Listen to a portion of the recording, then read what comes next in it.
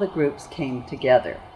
Laguna Greenbelt, Laguna Canyon Conservancy, Village Laguna, the city of Laguna Beach, they all met, the County of Orange, of course, all met with the Irvine Company, who at that time had planned a huge development in Laguna Canyon called Laguna Laurel.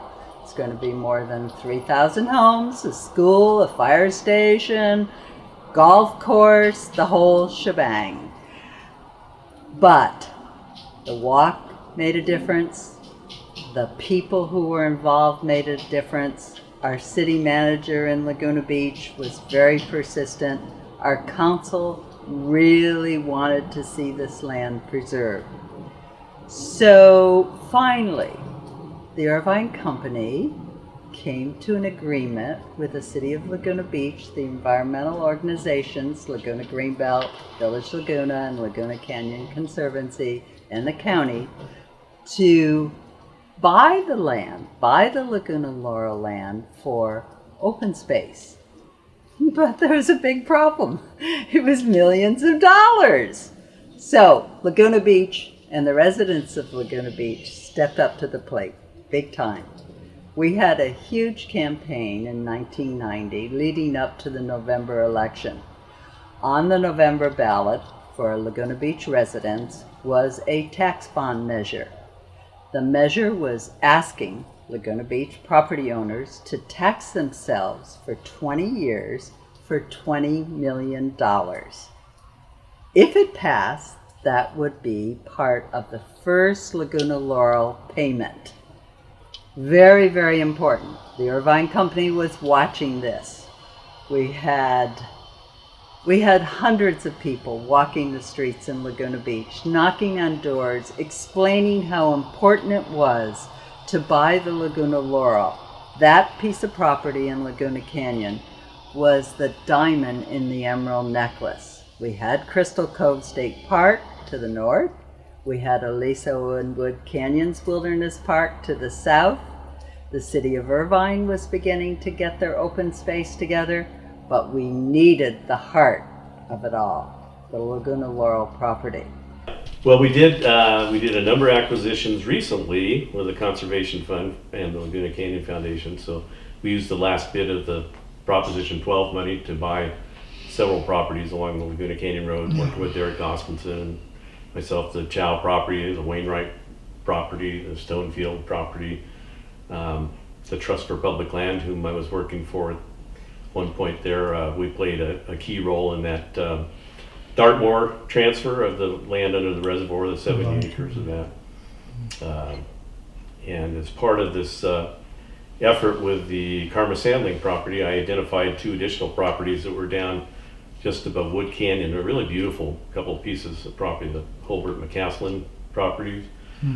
We got those added into the Lisa Wood Canyon Park. So, through all of these, it was a mosaic of people doing different things and people finding money in various ways or donations that brought this whole Greenbelt together. And I think, when I think of what was accomplished in Orange County, like one of the citadels of private property rights and development, you had these titans of the development industry.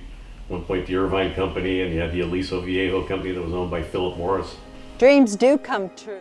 Dreams do come true with the preservation of most of Laguna Canyon. But let's move on to hear more about the public benefits from Proposition 12 funding. The South Coast Wilderness is full of remarkable geology, phenomenal public trails, and amazing and unique species, such as the Laguna Beach Dudleya, which only exists here and which we've helped preserve through the Prop 12 acquisitions. It has been a tremendous public and private collaboration, often requiring, as we say, 1,000 cups of tea to negotiate these land deals. When we began this process, there were more than 75 properties with the potential to be acquired as open space. It was important for us to identify an overall matrix of the available properties and their different habitat and public access benefits. It allowed us to condense it down into properties that were high priorities for acquisition. Over the course of several years, working with our public and private partners, we determined a list of very high priority properties and began the negotiation process. Behind me is an example of a very high priority property that was probably in the top 5 of our most high priority properties. It's a 60-acre piece of land that has tremendous habitat and public access benefits, and it took us about 4 years to negotiate with the landowner to convince him to finally sell the property for public benefit. It was long coveted. It is a key separation between Laguna Coast Wilderness Park and Aliso and Wood Canyons Wilderness Park.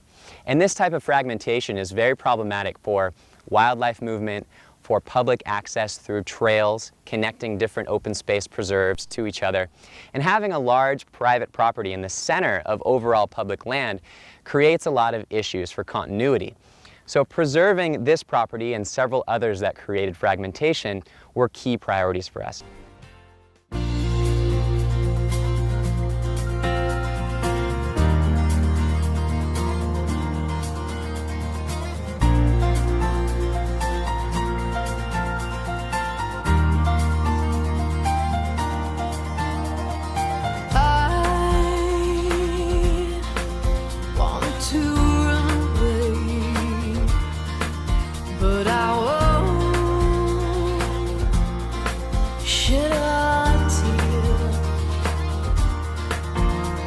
And I want to hide away,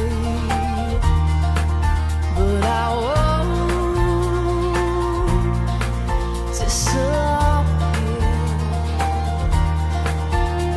'cause I